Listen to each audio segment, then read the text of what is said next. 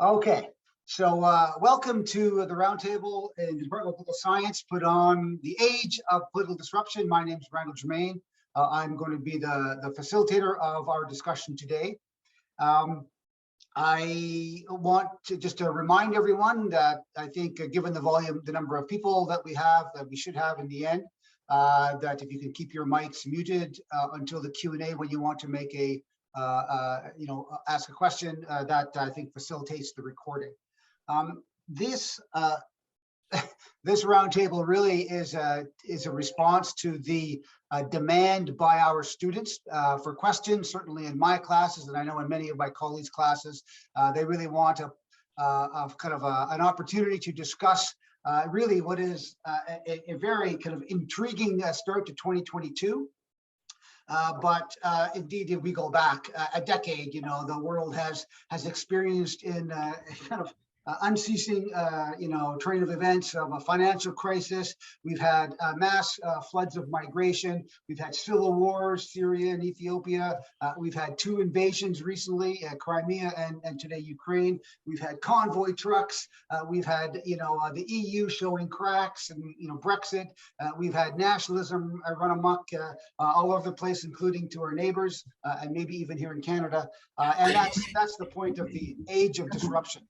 And what we're going to do today is we're going to give a number of faculty here in the department an opportunity to reflect, to provide some brief remarks on this, and then we're going to open it up to the Q&A, which either can be through audio or through the chat. And we're going to be led in alphabetical order. We're going to begin with Andrea Chandler, who teaches and researches European and comparative politics, especially Russian populism and gender issues in Russia. And she's going to speak to the theme of Putin, the Coroner.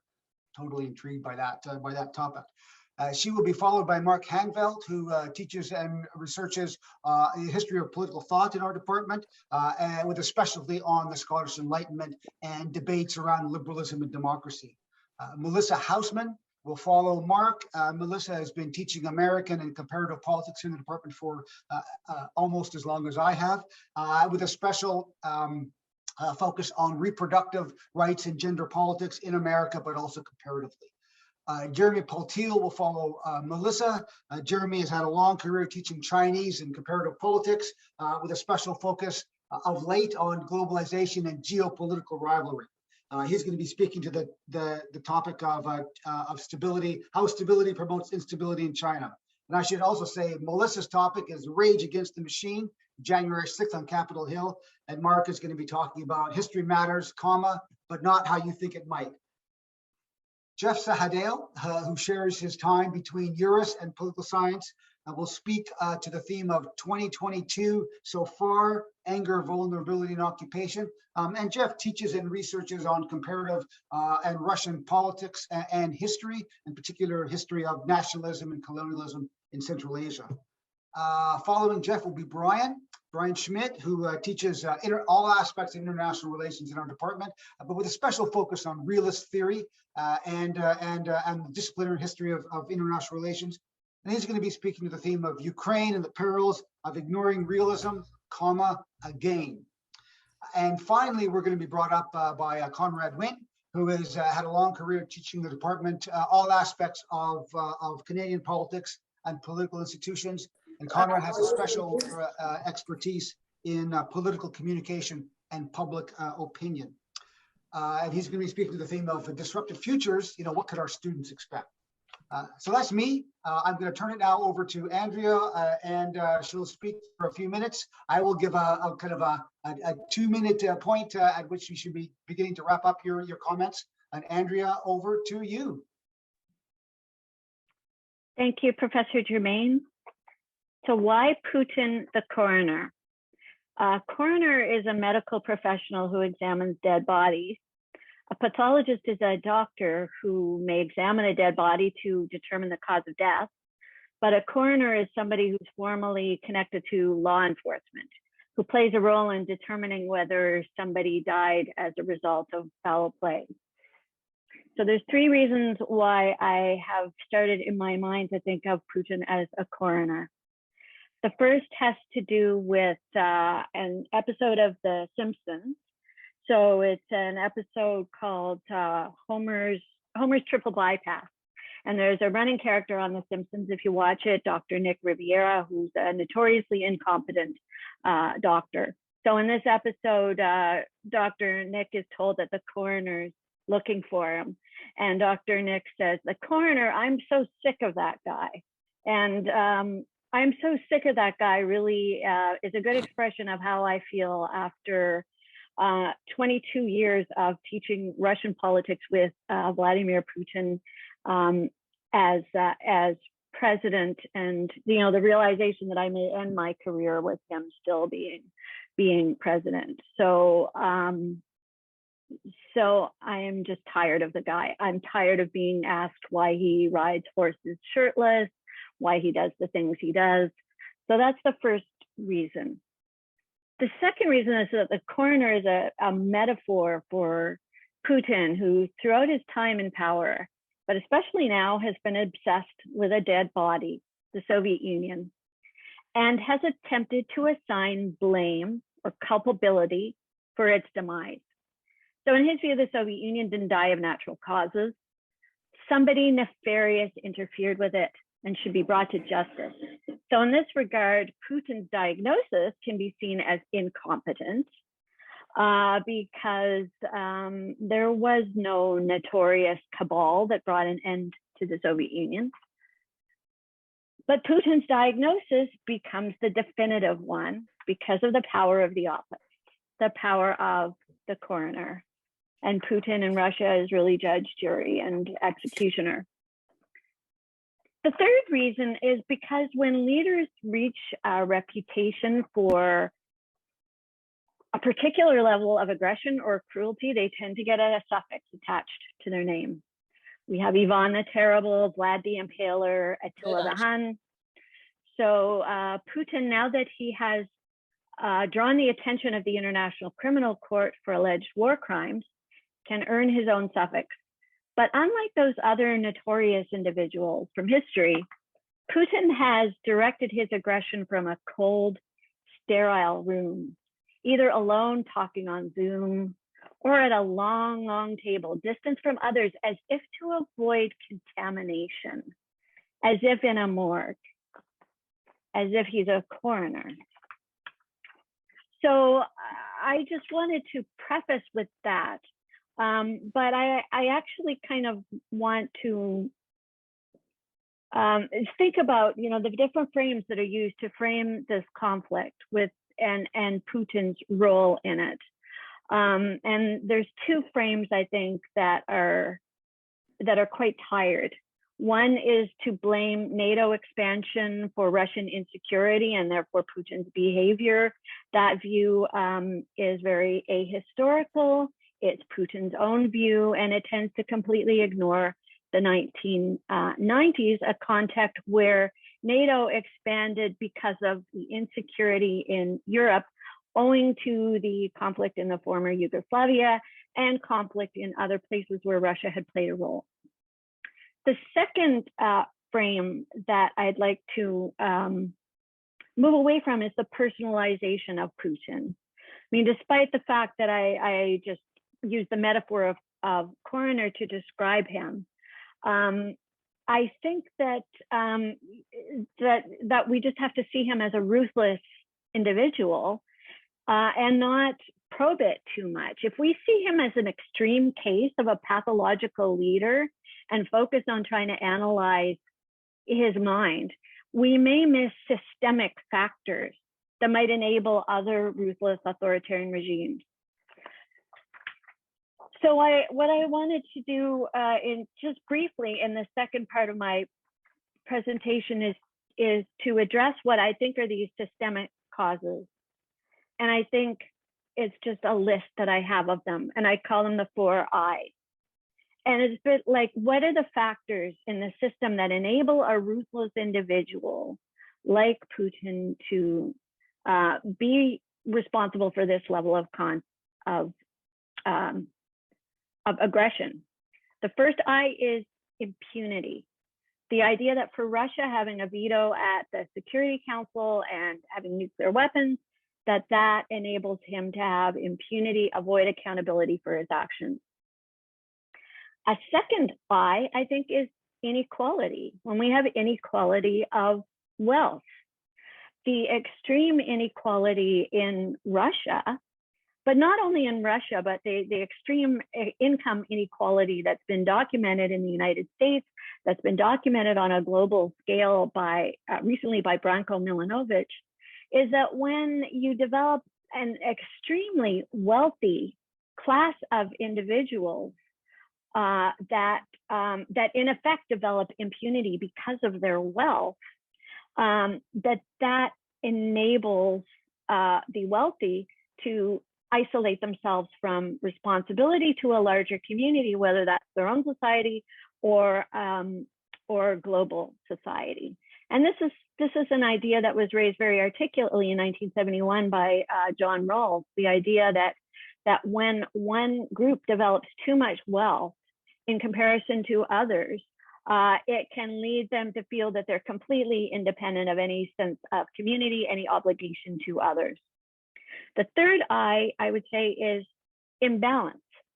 That in Russia, but I think also in other places, we see a disproportion between the influence of interests, such as the oil industry especially, versus the representation of citizens. Democratic theory says that both interest groups and citizens play a role in democracy, but it seems at the moment that the influence of interest weighs too heavily, and that the power of oil and gas has helped to enable Putin.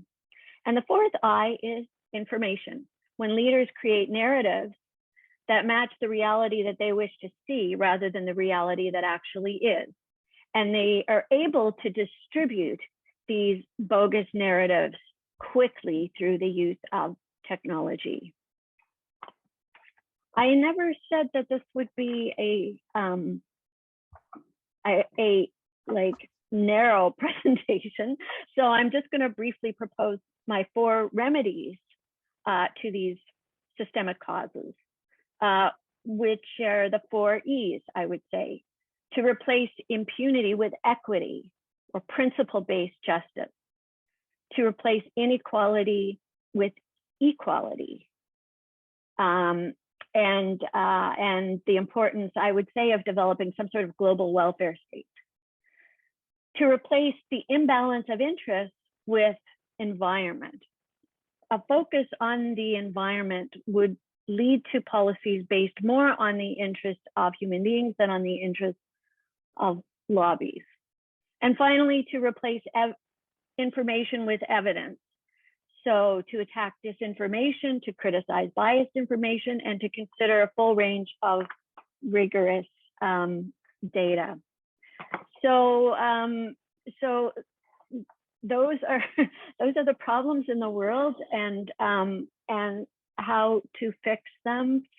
So hopefully the younger generation can fix the world that has been messed up during the longevity of my generation. And that's it. All right. Excuse me. Well, it's very nice to be here, and I think still lost. Okay, your go, Marc. Excellent. All right. So I bring a slightly different perspective as a student of 18th century political thought, the history of political thought. And I'll start just a little bit before the 18th century.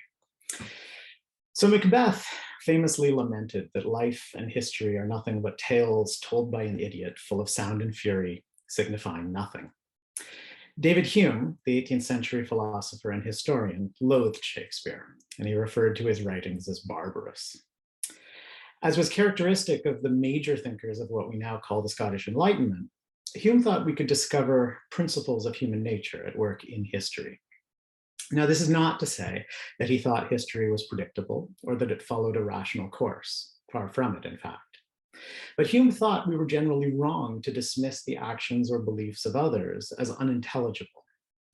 with adequate study of their historical and political contexts, he thought we would see other people's behaviors as arising from motivations that are, if not remarkably familiar, at least comprehensible to us. History may be full of sound and fury, but it is hardly the case that it signifies nothing. Now, between 1754 and 1762, Hume published a monumental history of England. And I think that three key lessons that Hume hoped his contemporaries would draw from his history are actually relevant to our discussion today. So the first has to do with the course of history. In Hume's day, it was common in Britain to talk of the matchless constitution, the idea that the British had hit upon the perfect plan for a constitutional mixed government. In his history, Hume showed that the Constitution had, in fact, developed over time, and primarily through a series of historical accidents. It was not the result of some great plan or the culmination of a progressive history.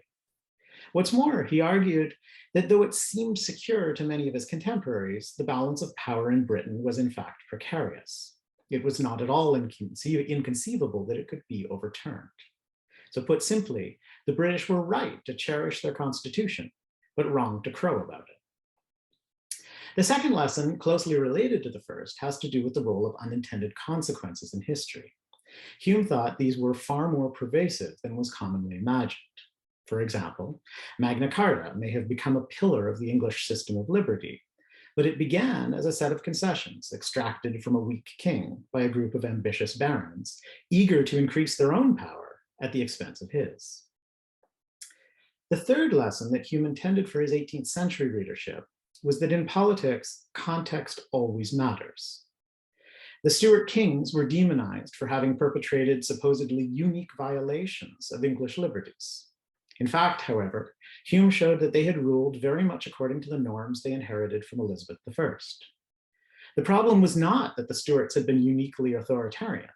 The problem was that the 15th and 16th century contexts were different, and the Stuarts failed to adapt to the changing times. The three monarchs ruled similarly. Elizabeth I was lionized, Charles I was beheaded, and James II was overthrown. So what do Hume's reflections on history and politics contribute to our present discussion?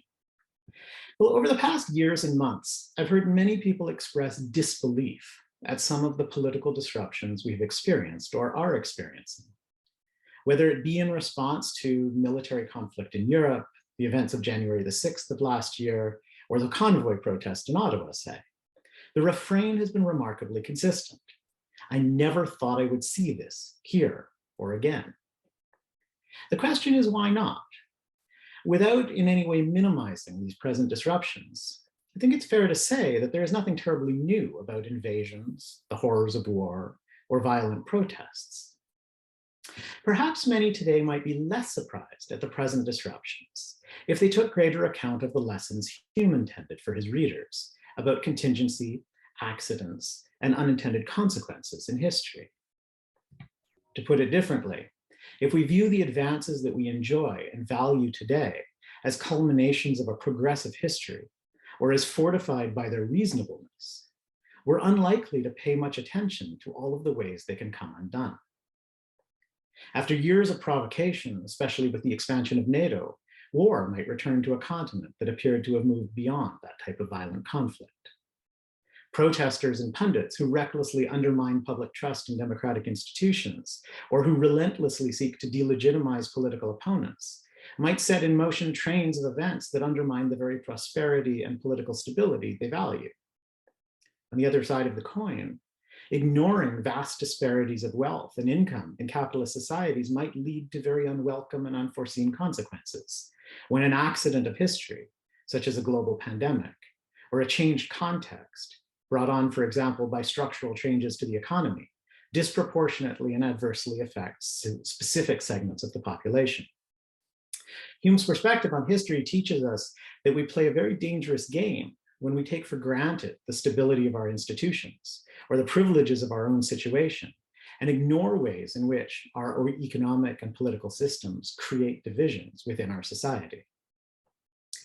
I think it's easy to dismiss the protesters in Ottawa and in Washington as the radical fringe, or to label the actions of foreign leaders as incomprehensibly evil. On Hume's account, however, The more that we treat other people's motivations as intelligible to us, given sufficient understanding of the particular histories and contexts in which they are acting, as opposed to dismissing them as simply irrational, uneducated, or even evil, the more effectively we will respond to present disruptions and prepare for future ones.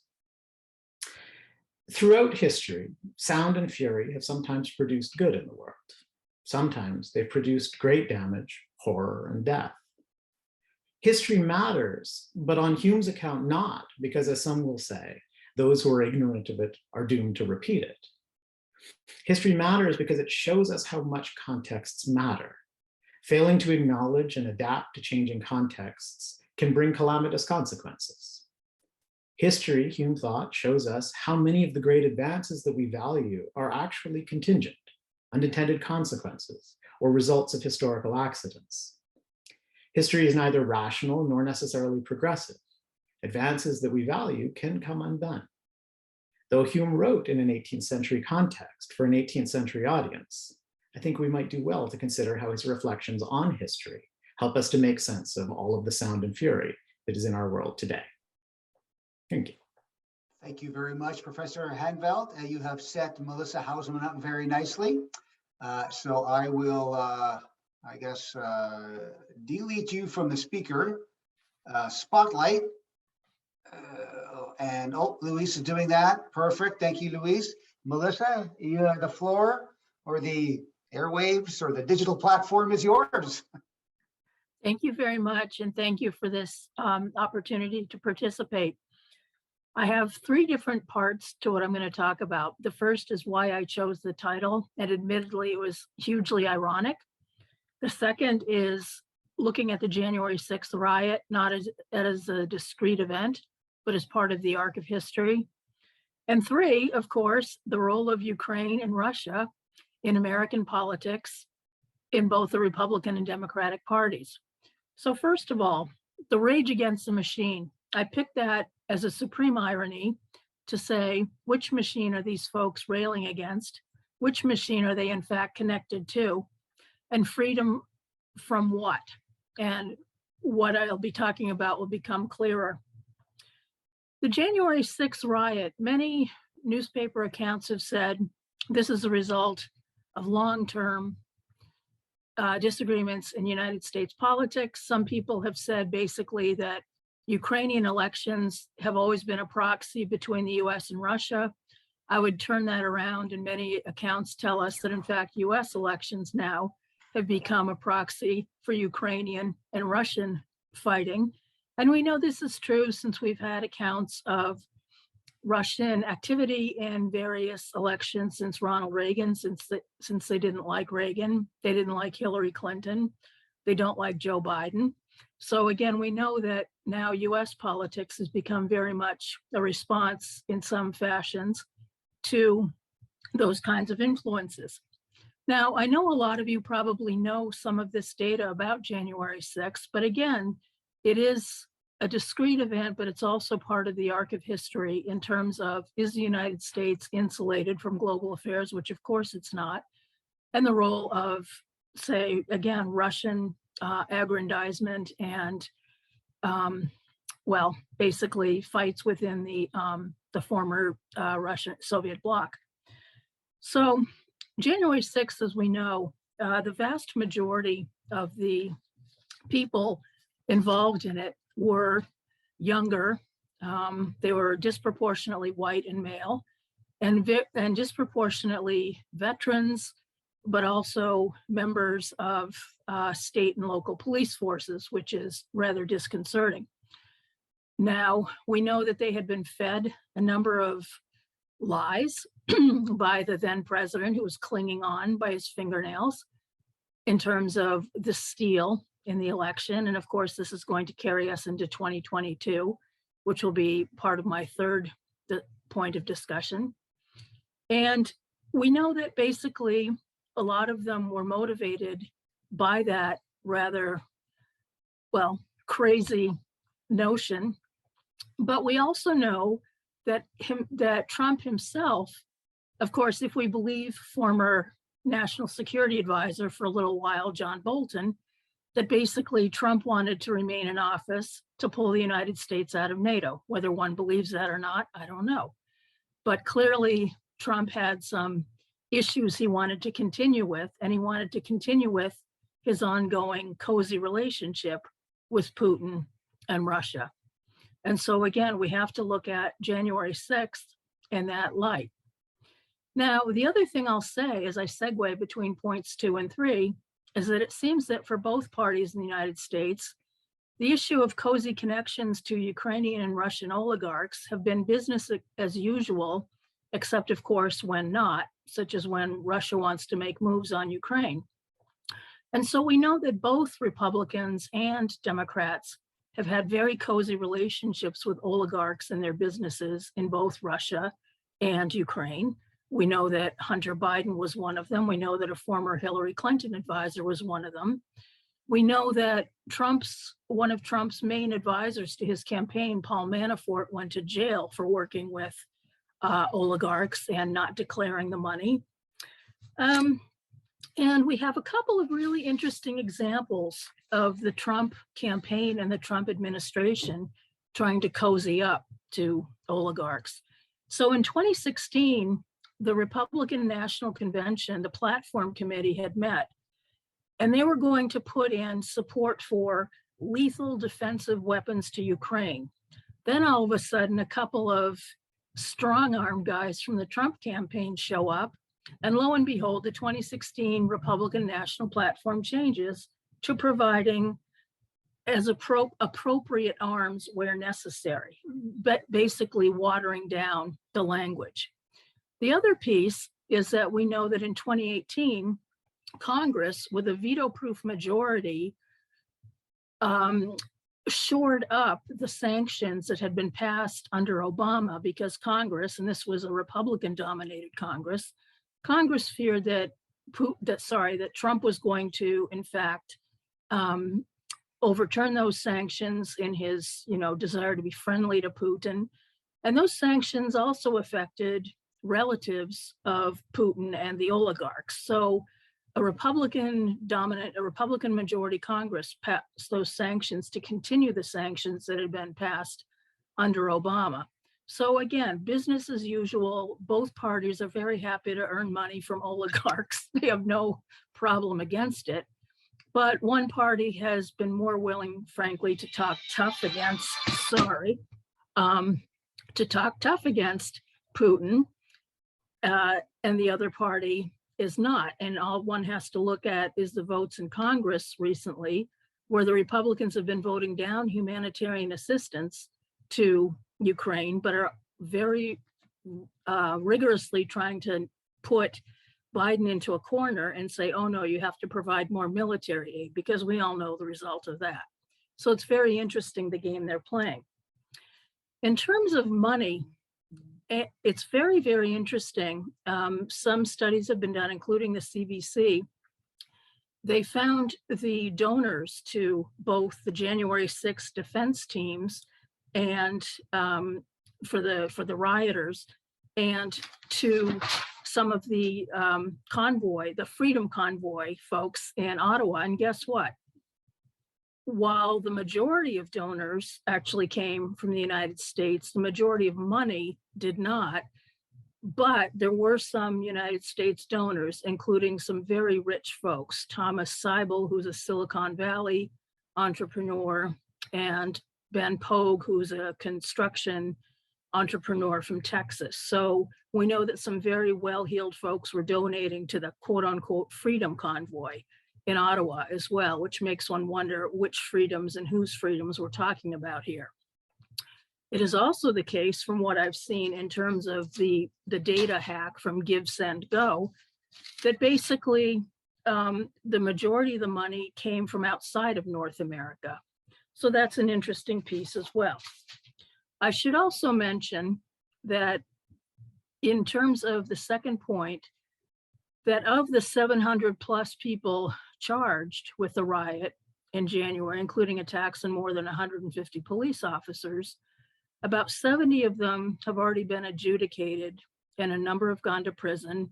There was a lot of notice of guy Refit, I don't know how you pronounce his name, last week, a Texas oil worker who was prosecuted under a little used federal statute, which is about bringing firearms to a riot / insurrection. And so he was found guilty under that. But before that, as of January 2022, we know that 70, well, basically roughly 10% of the people who have been charged, and this will continue to go on, have been found guilty.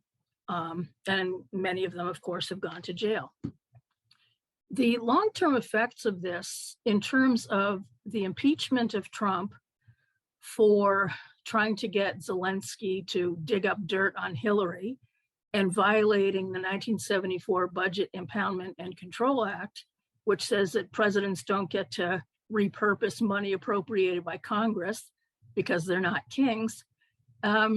Basically, we know that that, of course, had a great deal to do with Ukrainian and Russian events. And so those Republicans who stood up to Trump, particularly those who impeached him the second time around for his role in the January 6th attacks, many of them are not running. Some of them have been sanctioned by the Republican parties of their states, like Liz Cheney.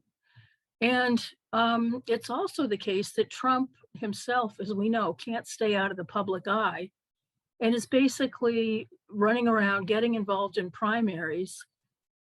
And one of the ones, particularly for Congress, of course, and particularly for the US House, one area which is particularly interesting to me is that he's going after Brian Kemp, the current governor of Georgia, who was Secretary of State previously. And he's going after Kemp because Kemp didn't participate in the Stop the Steal. Now, this could be very, very interesting because if Kemp loses, his Democratic opponent is Stacey Abrams. If Kemp loses because of Trump's interference, this will be quite interesting because she would be the first African-American woman governor in the United States. So Trump's interference here could have a really interesting and probably unexpected outcome. So I'll stop with that and answer questions later. Thank you. Fantastic, Melissa. The world is much smaller and more interconnected than we could possibly imagine. Okay, thank you very much, Melissa. That brings us then to Jeremy.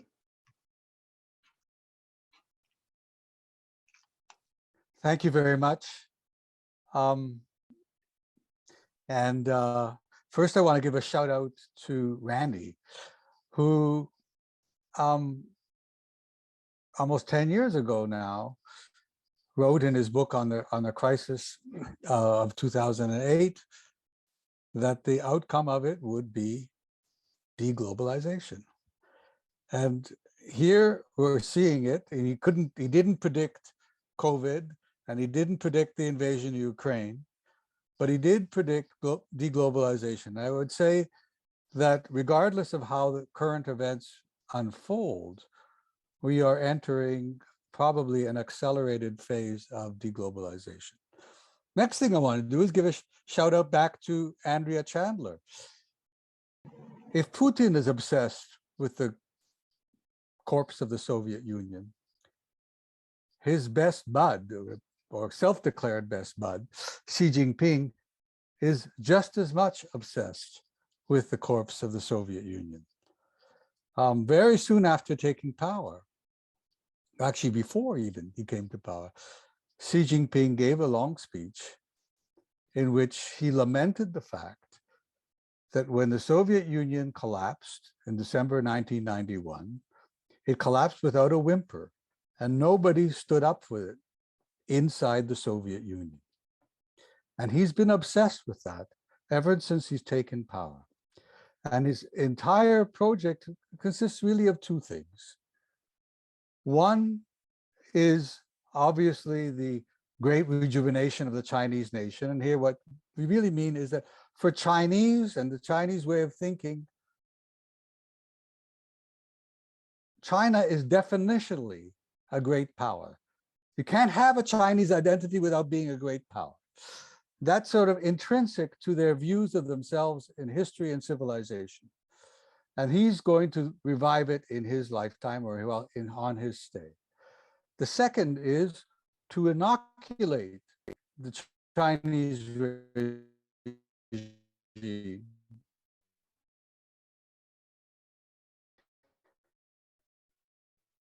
And the Chinese Communist Party against I gave him my title, How Stability Leads to Instability. So he's obsessed with stability.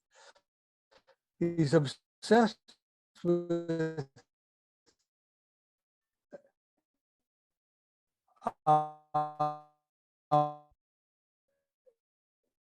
making your system as normative. Here, I want to make some kind of alternative system of global governance, but rather that China wants to make sure that its system of governance is considered normative by the rest of the world, and therefore is not an exception. Because if liberalism is universal, then China is exceptional, and so he has to get around that by reviving the ideology of China and the Communist Party. He gave a speech in January 2019. This is very interesting. Remember, think of that, January 2019, to all the top leaders of the Communist Party in China, going back to the provincial and local level, in which he warned against black swans and gray rhinos. This was, if it was really about finance, he wouldn't have been giving it to party officials. And China, under Xi Jinping, China's expenditure on emergency management has gone up double-digit every year since he came in. Everything he's done is to make sure that every contingency is provided for. And that is why 2022 is so disconcerting for China. This is the year in which the 20th Party Congress is supposed to take place. The Party Congress at which Xi Jinping is going to make himself, he got rid of his term limits, and he's going to extend his rule against it. He's changed the norms. And lo and behold, the person who declared his best friend with unlimited friendship, and the first person he met in person in over a year since COVID broke out was Vladimir Putin. So the long thing about Russian friendship, and now has ensued. I also want to make clear that this is not the only crisis that China faces. In addition to this, you've had a resurgence of COVID in China, and in Hong Kong in particular. Now more people have died of COVID in Hong Kong than died originally in Wuhan, where the pandemic broke out. And there are COVID lockdowns in various parts of China right now, including in Shanghai. The second thing is that the housing market is in deep trouble in China. Some major developers are now effectively bankrupt. The third has been that the stock market is cratered in China as a result of many of these things. And the fourth is that there's been an enormous capital flight in China over the last few months. All this is happening at the same time that the Ukrainian crisis has broken out, one which was not anticipated, even though the Chinese must have known well about both, because the Americans warned them and because they had their own sources. But somehow the problem is that although we tend to think about China and Russia both as authoritarian states, they're very different authoritarian states. Russia is an autocracy under a single leader. Putin can change tactics whenever he feels like it. China is a Leninist bureaucracy. Its turning policy in China is like steering a million-ton oil tanker. It cannot be done quickly. It has to be done communally. They tend to plan things way in advance, so that policy mostly functions by momentum and by plan over all things. So that China has not reacted well to the invasion of Ukraine, partly simply because of inertia. And inertia plus the embarrassment of Xi Jinping. Now, what that means is, overall, is that we saw today in the conversation between Chinese President Xi Jinping and American President Biden. Americans were warning not to support Russia outright. They've sort of, China has tilted towards Russia, but has not given it material support. It abstained in the United Nations Security Council and in the General Assembly. But they've been warned that if they actually go to actual material support, then there will be consequences. Secondly, the Chinese are already complaining about the impact of the sanctions that have already been imposed on Russia that might secondarily affect China. I think that that is inevitable, and that finance is brittle and nervous. I think that I don't know what I haven't actually looked into the details of which capital is fleeing China, but some of it must be international capital. And also supply chains problems and all those things are affecting it. So what we're going to see in China is possibly a very important slowdown in growth, which will not be able to be compensated for by domestic consumption, because domestic consumption will also be dampened by COVID problems, supply problems, and the downturn in exports, if there's a downturn in exports as well. So all these things are going to make it more difficult for Xi Jinping to boost consumption, to make himself popular, and to insulate himself from the problems that Russia is handling. So what we're likely to see from this is probably a global slowdown. And what we're going to be seeing over the next few years, I would predict, is a kind of Cold War with Chinese characteristics, regardless of this, which means that globalization, market Leninism will still exist. China will still be mainly relying on markets, but these markets will be operating in less efficient ways domestically, and China's role internationally will also be affected. And that will affect global growth.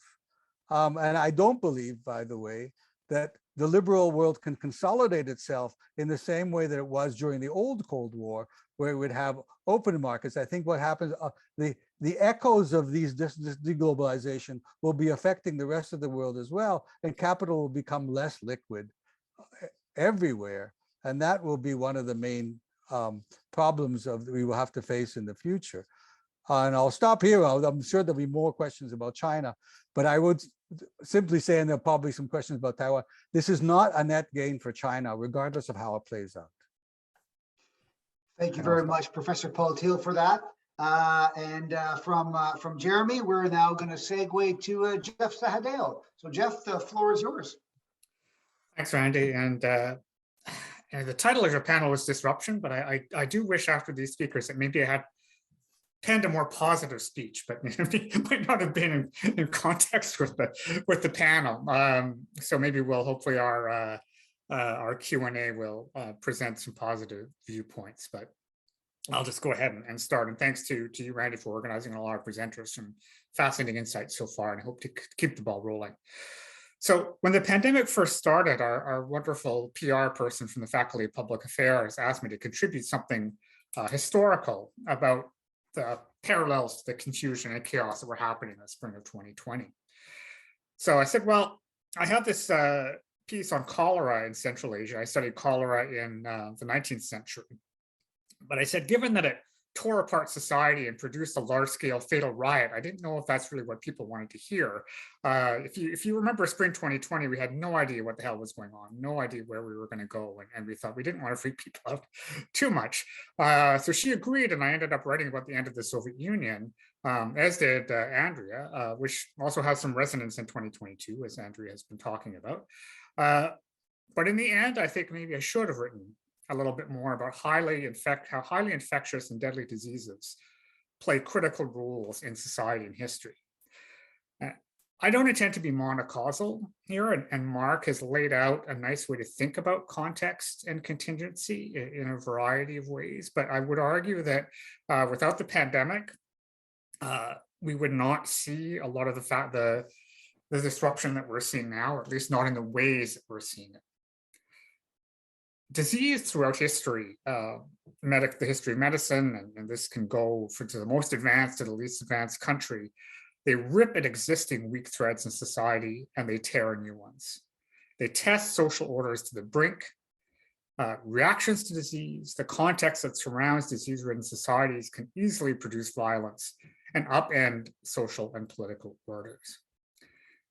So what we're seeing in 2022, the occupation of Ottawa, the occupation of Ukraine, the numbers of people, even in this age of vaccines and relative wealth, who are still needlessly dying because of human decisions, from vaccine inequality to defiance of public health measures known to save lives.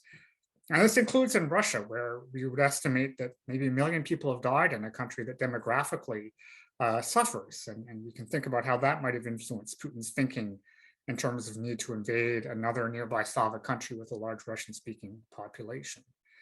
I would argue that societies and politics globally have failed many tests of cohesion. And I think, as we talked about in terms of the previous speakers, and Jeremy, shout out to Randy, we maybe shouldn't be shocked by this, and some of us weren't.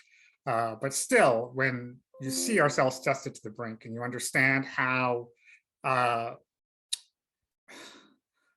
was surprising when it's in our self-interest, for example, to vaccinate the rest of the world before we maybe vaccinate ourselves a third time. It never happened. And as a result, we're dying because not only are we not acting equitably, but we're not even acting in our own self-interests. And so again, going back to this theme of perhaps globalization breaking down. We're seeing this rising inequality that Andrea talked about within countries and globally that presages much of the disruption we've been looking at. Rising populism, again, that's being discussed, which rose on the basis of this inequality. We haven't talked about exploitation of anti-immigrant and racist sentiments. So in effect, globalization eating itself or eating its children as more people cross borders. Rising precarity also, from a person on the streets trying to make their way in a gig economy, to a leader like Vladimir Putin, who felt his country was shut out of a Western order. And we heard some of these people on the streets of Ottawa, and obviously we can, especially here, those of us who are the most affected by it have a hard time really understanding or sympathizing, but you heard this language of people who felt that their parents had a better life than they did, and they couldn't see how their children would have a better life than they are having. And that's hard to deal with. And then all of this lumps into rising anger, exploited by political entrepreneurs, from Steve Bannon to Donald Trump to Nigel Farage, those in Putin's circle who sold him on the idea of an easy invasion of Ukraine. Then we add the pandemic, and we see how weak our basic institutions are, how easily they can fail to ensure basic human security, how fragile our system is, how human it is, how these institutions mean nothing if they're actually not backed by popular will, and how close they came to failing. And on January 6th, for example, and elsewhere too.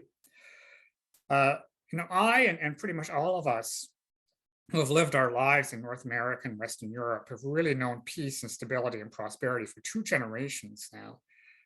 Even if wars and suffering have waged all around us. And I think historians will go back and say that we were just the last, perhaps, of a wave of insecurity that's been nipping in the colonized world, former colonized world, and other places.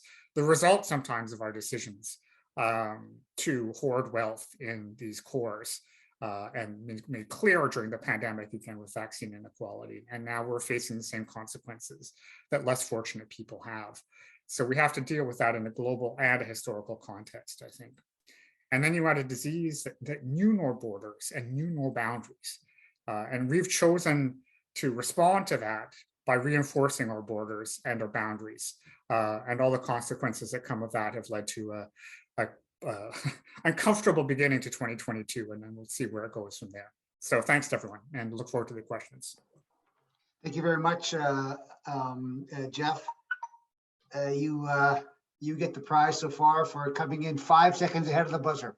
That's great. Thank you very much. We'll now turn it over to Brian, who will probably use your 5 seconds and add it to his quota. Brian, over to you. Thanks. Yeah, I might be the first person who will need to be cut off, but that's okay. Just want to give a shout out to a number of my students that are present today. I'm teaching one of the best classes I've ever taught at Carleton. So the Rise and Fall of American Hegemony. We're just an outstanding group of students. And I'll give a shout out to some relatives in New York. You know, we can't travel back and forth, but some of you have tuned in on a Friday afternoon. So I don't think Professor Chandler is going to like much of what I'm going to have to say.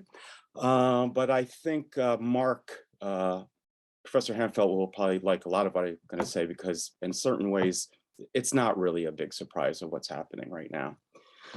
So the point of my talk is to suggest that if the United States and the West had acted on the principles of realist theory, the current crisis, the biggest one of the century so far, might have been avoided. I'm basically going to offer a realist analysis of the Ukrainian situation, and my focus will be on NATO expansion. Let's go back to World War II quite quickly, and let's remind ourselves that the United States and the Soviet Union were allies fighting the same enemy during the course of World War II.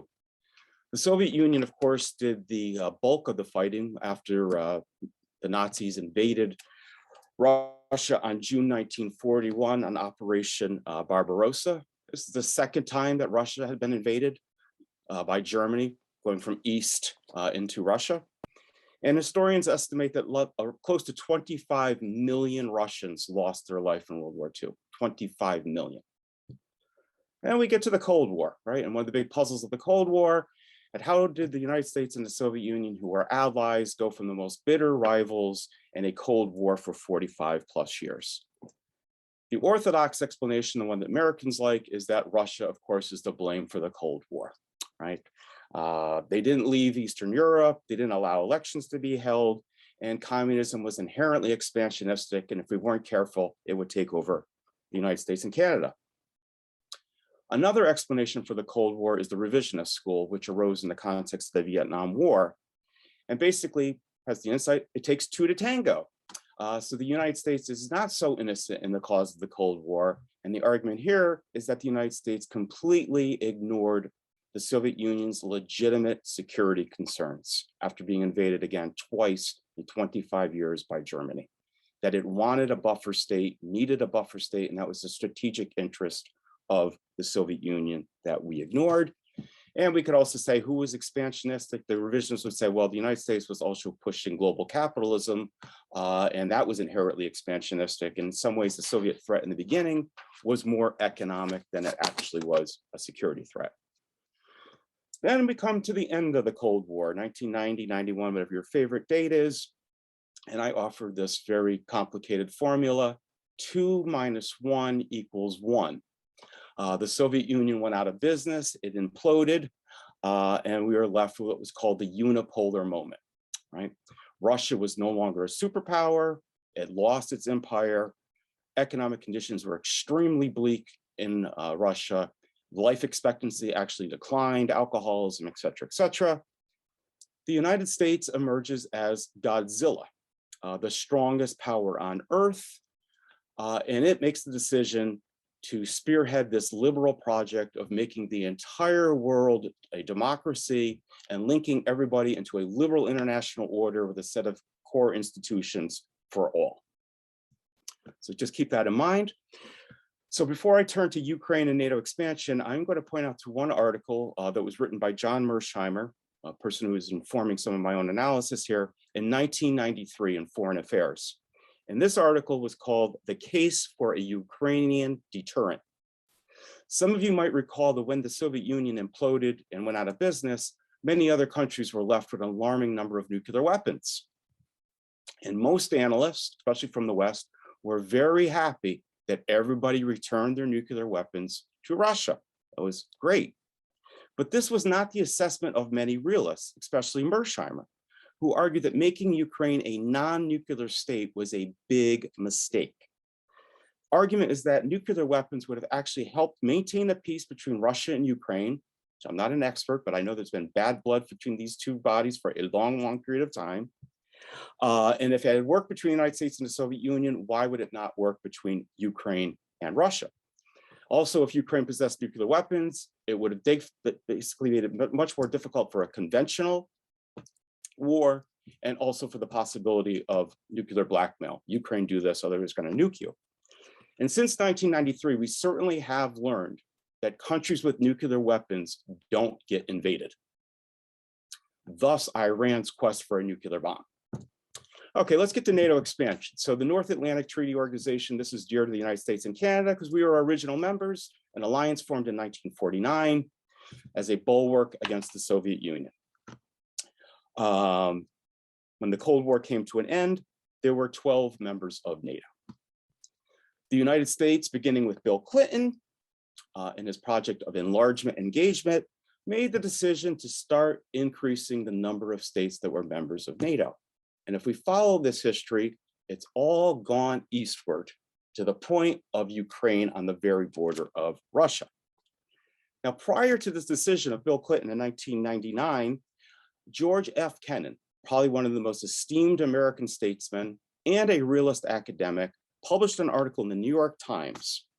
And he stated, quote, that expanding NATO would be the most fateful era of American policy in the entire post-Cold War era, end quote, 1997.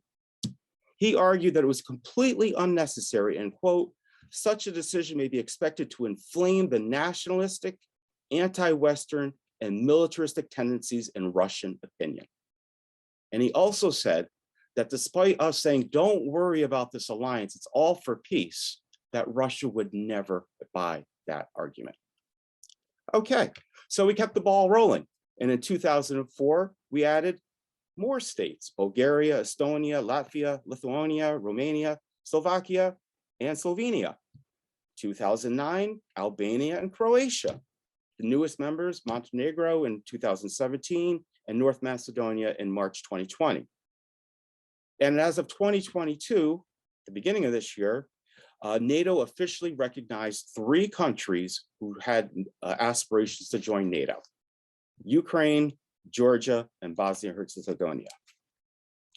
Russia and NATO expansion. There has been a clear and consistent message from Russia from day one that it was opposed to NATO expansion, right? And that it was particularly worried about this alliance touching Russia. The real trouble began in 2008 during a NATO summit when Georgia and Ukraine's membership came up for discussion. They weren't granted membership, but if you read the document that came out, NATO announced, quote, these countries will become members of NATO, end quote. At that time in 2008, Putin made it abundantly clear that if either country became a member of NATO, it would be a direct threat to Russia. Again, not really a mystery. What did Russia do suddenly after? It invaded Georgia, who was on the cusp of getting NATO membership. And that's the 2008 Russia-Georgia war, right? We should have taken notice of that, but we didn't. Then we come to what's happening now. And I don't know how much time I have left, but I'm basing a lot of this on, great, 2 minutes, is another article by John Mersheimer in 2014, Why the Ukraine Crisis is the West's Fault, the liberal delusions that provoked Putin, right? And the argument here is that NATO expansion is the taproot of the crisis that we're currently in, right? Ukraine is a vital interest to the Soviet Union. It is not a vital interest to the United States of America, right? The Western Hemisphere is vital to the United States of America. Thus, we have a Monroe Doctrine since 1823 that says any country, no country can meddle in the Western Hemisphere because it is the United States. And we have done military operations galore to make sure the Western Hemisphere is our backyard. We risked thermonuclear war in 1962 to get missiles out of Cuba. Now the cards are reversed, and Russia's been claiming this as a strategic territory. Whatever. We have ignored over and over again Putin's comments, have emboldened Ukraine, have not gotten rid of the promise of it becoming a member of NATO, and Putin invaded Ukraine, right?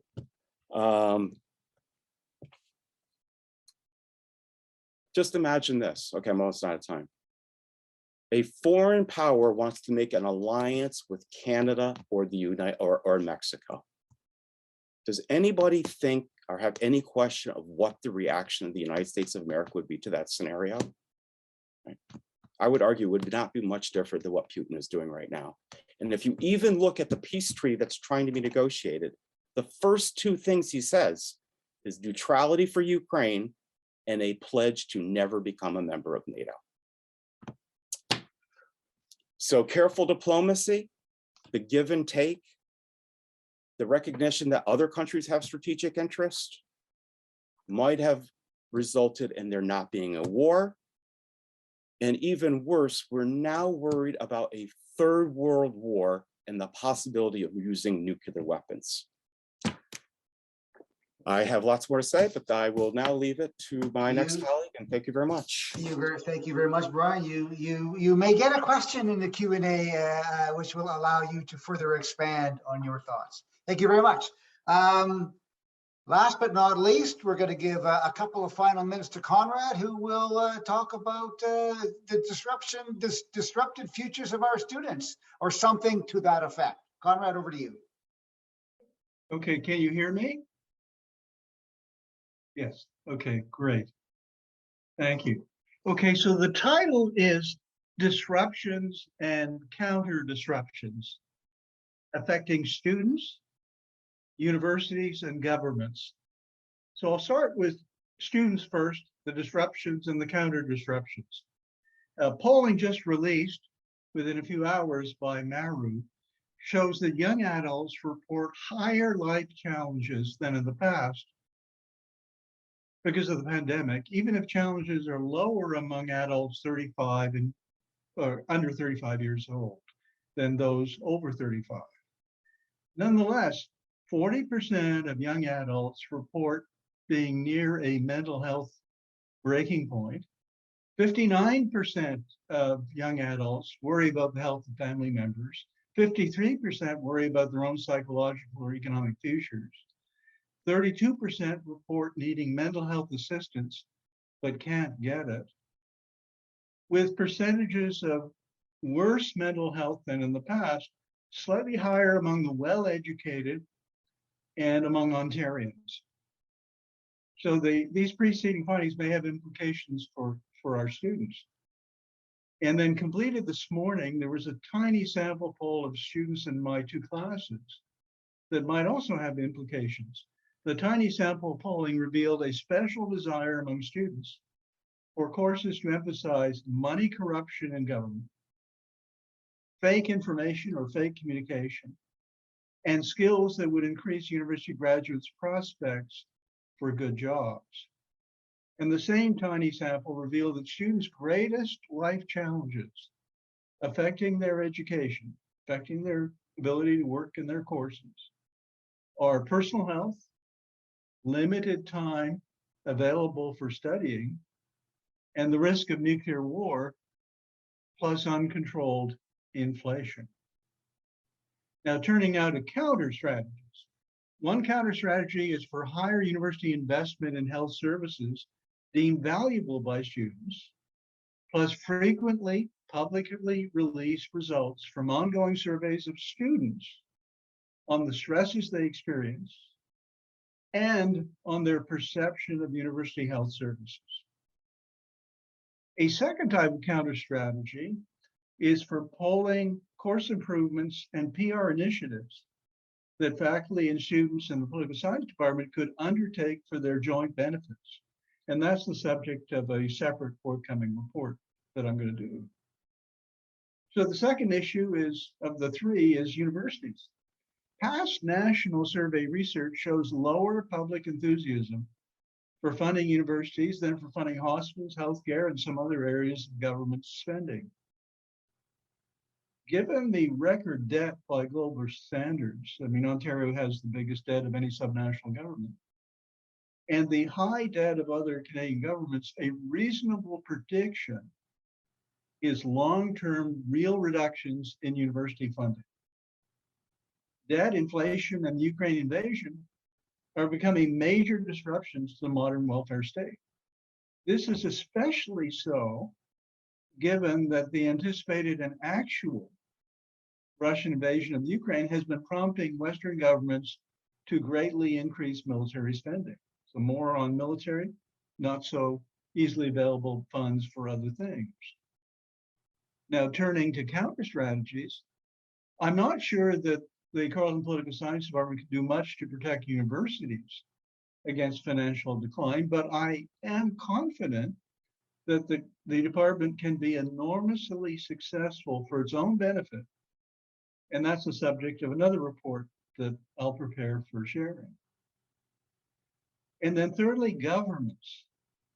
Galloping government debt and galloping inflation are giant joint threats to the abilities of governments of Canada and other democracies to maintain real historic levels of spending. The Canadian and Ontario governments will need excellent objective information about programs where they can decrease spending or make spending more cost efficient while increasing spending on programs beyond defense. Now, with respect to counter strategies, I'm confident that the Carleton Political Science Department can do much to demonstrate its own leadership in this area while providing special experiences, valuable technical skills, and special occupational opportunities for its graduates. And that's the subject of another report too. So that's the gist of what I wanted to talk about, which is disruptions and counter disruptions affecting these three groups. Thank you, Conrad Wynn. All right. So this is the point where I'm going to stop the recording and let the questions begin. And the way